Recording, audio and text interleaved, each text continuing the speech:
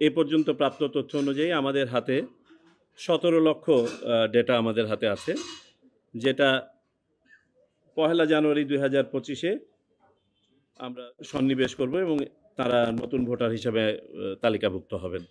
সংসদীয় আসন সীমানা নিয়ে কিছু অভিযোগ ছিল, সেই অভিযোগগুলি নিয়ে আলোচনা। আজকে আমাদের ১৪তম কমিশনের প্রথম সভা অনুষ্ঠিত হলো। আজকে সবাই আমরা মূলত ৩টা এজেন্ডা নিয়ে আলোচনা করেছি। আমাদের প্রথম এজেন্ডাটা ছিল বিভিন্ন কমিটি ফরমেশন। আমাদের ৪ জন নির্বাচন কমিশনারের নেতৃত্বে ৪টি কমিশন আজকে ফর্ম করা হয়েছে। দ্বিতীয় আলোচনার বিষয়বস্তু ছিল ভোটার তালিকা হালনাগাদকরণ। আমরা যে সিদ্ধান্তগুলো নিয়েছি আপনারা সবাই জানেন যে প্রতি বছরের ১লা জানুয়ারি অনুযায়ী একটা ভোটার তালিকা হালনাগাদ হয়ে থাকে। আমাদের এবারের এ পর্যন্ত প্রাপ্ত তথ্য অনুযায়ী আমাদের হাতে ১৭ লক্ষ ডেটা আমাদের হাতে আছে, যেটা ১লা জানুয়ারি ২০২৫-এ আমরা সন্নিবেশ করব এবং তারা নতুন ভোটার হিসেবে তালিকাভুক্ত হবেন। তবে আমাদের পূর্ব অভিজ্ঞতা থেকে দেখা গেছে যে এই ডাটাটা সবসময় পূর্ণাঙ্গ হয় না, কারণ অনেকেই অফিসে এসে তারা নিবন্ধন কাজটা সম্পন্ন করেন না। এবং আমরা একটা স্ট্যাটিস্টিক্যাল ফোরকাস্টে দেখতে পাই যে আনুমানিক ৪৫ লক্ষ হতে পারত এই সংখ্যাটা। আমাদের হাতে যে ১৭ লক্ষ আছে, এই ১৭ লক্ষের মধ্যে ১৩ লক্ষর ডাটা ২০২২ সালে আমরা সংগ্রহ করেছিলাম, আর মাত্র ৪ লক্ষ আমাদের বিভিন্ন অফিসে এসে এই বছরে নিবন্ধন করেছেন।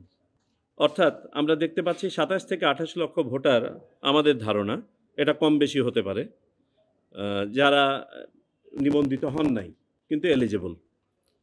এই বাস্তবতায় আমরা সিদ্ধান্ত নিয়েছি যে আমাদের এই বছরের হালনাগাদ যে প্রক্রিয়া, সেই প্রক্রিয়াটা সম্পন্ন হয়ে যাবে। আপনারা জানেন যে ১লা জানুয়ারিতে যে ডাটাটা হয়, সেই ডাটাটা ২রা জানুয়ারি থেকে শুরু করে ২রা মার্চ পর্যন্ত আমরা বিভিন্ন শুনানি ইত্যাদি সম্পন্ন করে ২রা মার্চে খসড়া প্রণয়ন করি।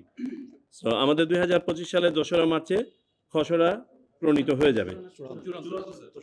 ২রা মার্চে চূড়ান্ত আকারে ২রা মার্চে আপনার তালিকা প্রকাশ হয়ে যাবে। কিন্তু যারা বাদ পড়লো, আমরা চাই যে তারা আমাদের ভোটার তালিকায় সন্নিবেশিত হোক।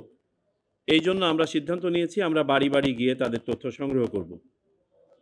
এই বাদ পড়া ভোটাররা ছাড়াও আমরা ২০২৫ সালে যারা ভোটার হবেন, অর্থাৎ ২০২৬ সালের ১লা জানুয়ারি পর্যন্ত যারা ভোটার হবেন, তাদের তথ্য আমরা বাড়ি বাড়ি গিয়ে সংগ্রহ করব। আমাদের উদ্দেশ্য হচ্ছে একটা শুদ্ধ এবং পূর্ণাঙ্গ তালিকা, যেখানে সঠিকতা যেন 100% আমরা নিশ্চিত করতে পারি। আর পাশাপাশি যারা প্রাপ্তবয়স্ক এবং ১লা জানুয়ারি ২০২৫ এবং পরবর্তীতে ১লা জানুয়ারি ২০২৬-এ যারা ভোটার হওয়ার যোগ্য, তারা কেউ যেন বাদ না পড়েন। এটা ছিল আমাদের দ্বিতীয় এজেন্ডা। আর তৃতীয় যে এজেন্ডা আমাদের ছিল সংসদীয় আসন সীমানা নিয়ে কিছু অভিযোগ ছিল, সেই অভিযোগগুলি নিয়ে আলোচনা। এটা নিয়ে আমরা আজকে আলোচনা করি নাই। আমরা এই অভিযোগগুলো আমরা যে উপকমিটি আজকে বা কমিটি যেটা ফর্ম করা হয়েছে, সেই কমিটিতে প্রেরণ করা হয়েছে। পরবর্তীতে আমরা এটা নিয়ে আলোচনা করব।